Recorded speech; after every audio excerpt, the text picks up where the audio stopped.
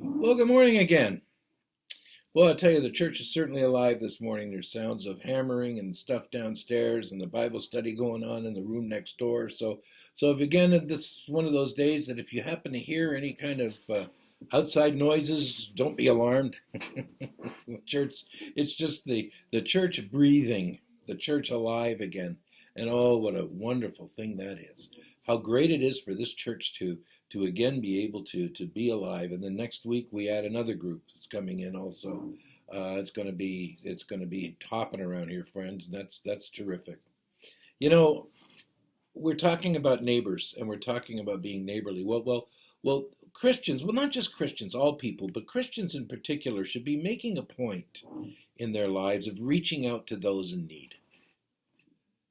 I mean, it's very easy to go through our lives sort of like in a bubble, just sort of like with this tunnel vision that all you can see is what lies before you without seeing the needs of the people around you, not the wants, the needs. Oh, yes, the wants too. I know that those sometimes are important, but it's the needs of people that need to be reached. I mean, we talked about this, in that tale of the Good Samaritan.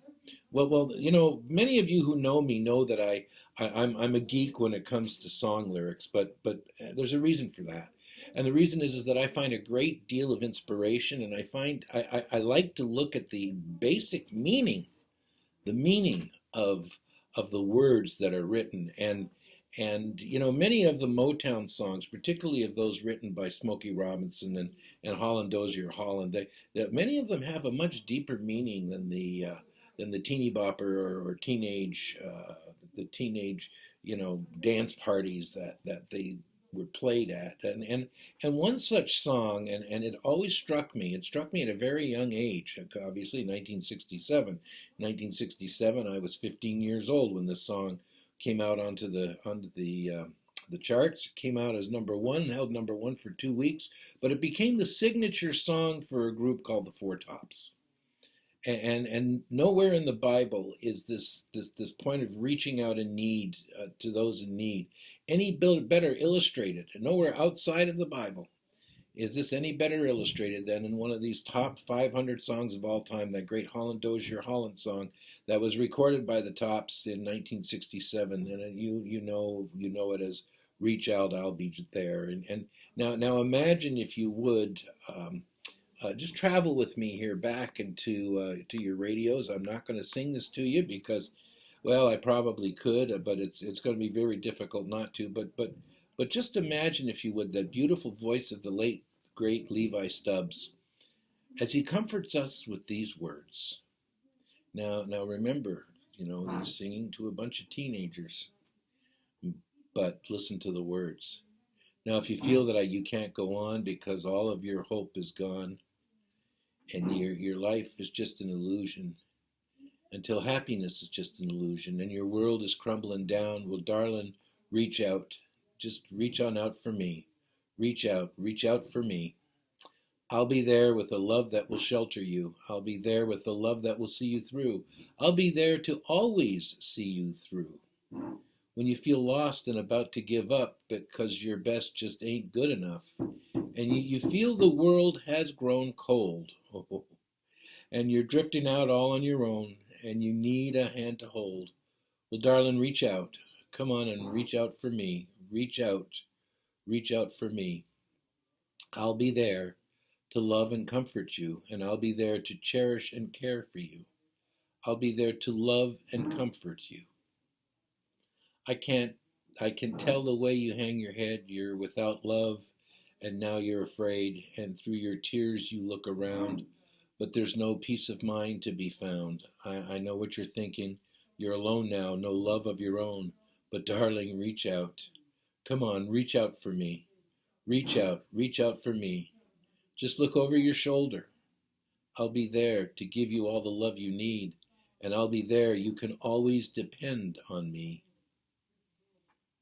Is that beautiful? Oftentimes when I quote these songs in sermons and whatnot, and I of course give credit to the ones who wrote it, I take a verse or a clipping of it. I couldn't take a verse or a clipping of that song because it says so much. It says so much. I'll be there. Reach out for me. You can always depend on me. It brings up the question, what does a good neighbor do?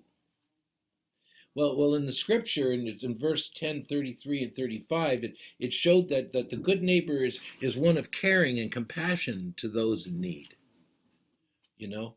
And it shows in verse 36 and 37 that it's a good neighbor shows God's mercy and his love, you know? And as we move forward, we realize that there's so much expected of us as neighbors.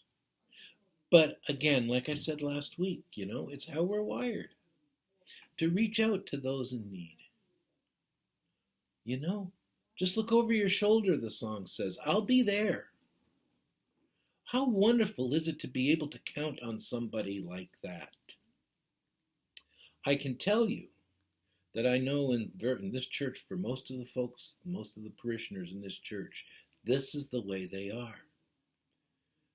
Oftentimes it's very hard sometimes to be a pastor, to keep up with what's going on with people. And the reason for that is, I found over the years, is that, our parishioners talk to each other and help each other. And they figure that once that help is reached out for and is offered, that's all they need. So I'm generally the last one to know about things. Sometimes I have to actually ask what's going on. I mean, and I do that on a regular basis, asking. But I mean, people will say, well, you're just people here just look after each other. They reach out to each other, and they're there for each other. So a good neighbor shows caring and compassion to those in need. And a good neighbor shows God's mercy and love. And friends, it doesn't get any greater than that. God's mercy and his love, and oh, how he loves you. And that mercy that we find in the form of his grace, that grace that is limitless, and the mercy that he gives us. Oh, my, in his love, and he loves you, and so do I.